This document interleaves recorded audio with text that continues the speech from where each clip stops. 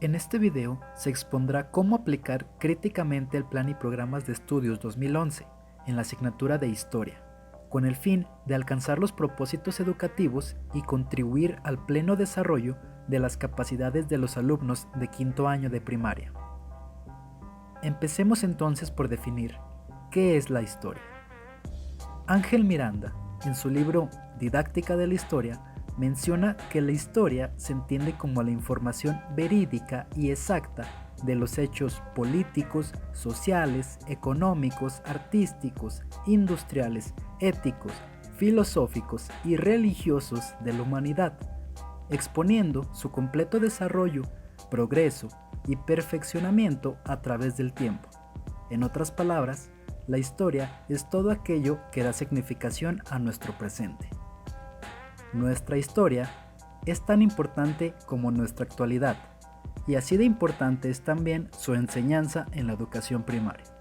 Según la SEP, en el Programa de Estudios 2011, dicha asignatura tiene el propósito de que el alumno establezca relaciones de multicausalidad sobre los principales hechos históricos del país, y a la vez identifique los elementos del pasado que le dan identidad a la sociedad actual. Todo ello a través de la búsqueda y análisis de diversas fuentes de información histórica. Es aquí cuando surge una nueva pregunta. ¿Cómo puede un maestro de educación primaria conseguir dichos propósitos con sus alumnos?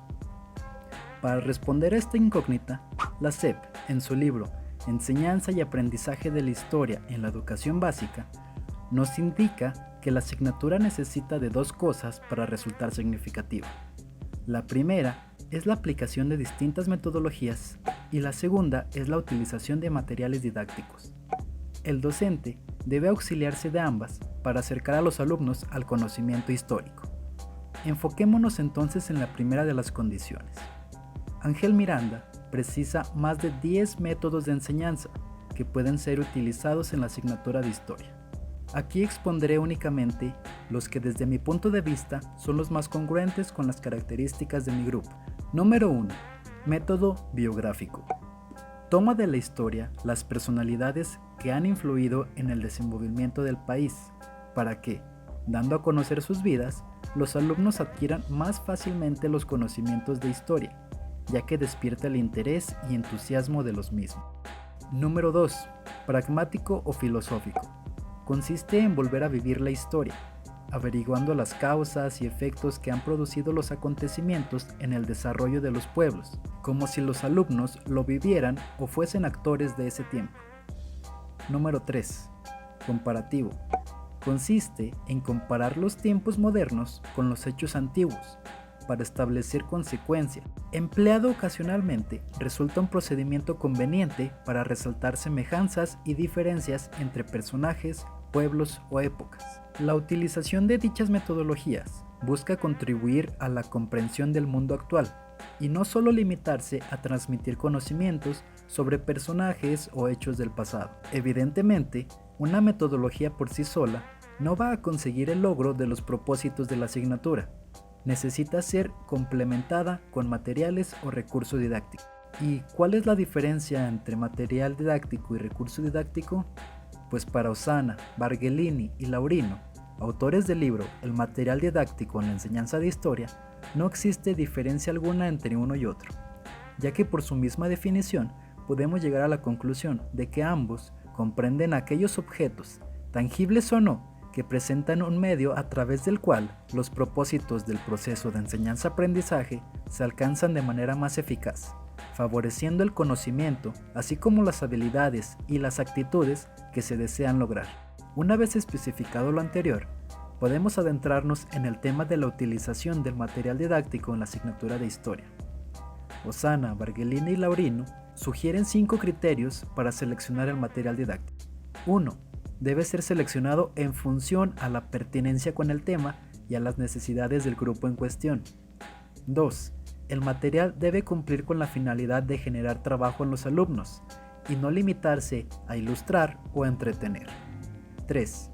El material didáctico debe utilizarse únicamente cuando se lo necesita y no en cualquier momento. 4. Mostrar el material solo si se va a utilizar. De lo contrario, podría causar distracción en el alumnado. 5. Si se planean utilizar distintos materiales en una misma sesión, estos deben complementarse. Ya que sabemos lo que se debe considerar antes de la selección de un material didáctico, el siguiente paso es conseguir el material didáctico en una fuente. ¿Y qué es una fuente? Entendemos por fuentes los restos o testimonios dejados por los hombres, individual o colectivamente, en el pasado y que nos permiten reconstruir la historia. Osana, Bargellini y Laurino clasifican las fuentes de la siguiente manera. Orales, todas aquellas que se transmiten a través de la palabra oral, permiten conocer la opinión de un sector de la sociedad ante un hecho histórico, tienen gran valor para la historia regional o local, reflejan sentimientos de la sociedad que no se pueden percibir en otra fuente. Escritas, son aquellas que se transmiten a través de la palabra escrita. Permiten establecer una relación directa o indirecta con los protagonistas de la historia. Posibilitan que el alumno obtenga información de diversas fuentes y reconstruya los hechos por sí mismo, dejando de lado el pensamiento de que hay una única forma de ver la historia. Materiales son las que corresponden a los objetos. Permiten crear un contacto directo con la historia misma.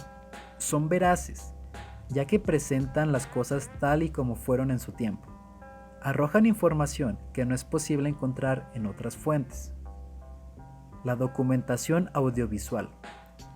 Incluyen tanto imágenes como videos. Sus características son las siguientes. Despiertan el interés del alumnado, lo que las convierte en materiales motivantes. Dinamizan el aprendizaje de historia, poniendo en contacto al alumno con elementos del pasado de forma indirecta. La combinación de metodologías y materiales busca, además del logro de los propósitos establecidos en el plan y programas de estudio, el fortalecimiento de la identidad del alumno, estableciendo un compromiso con la sociedad de la que forma parte.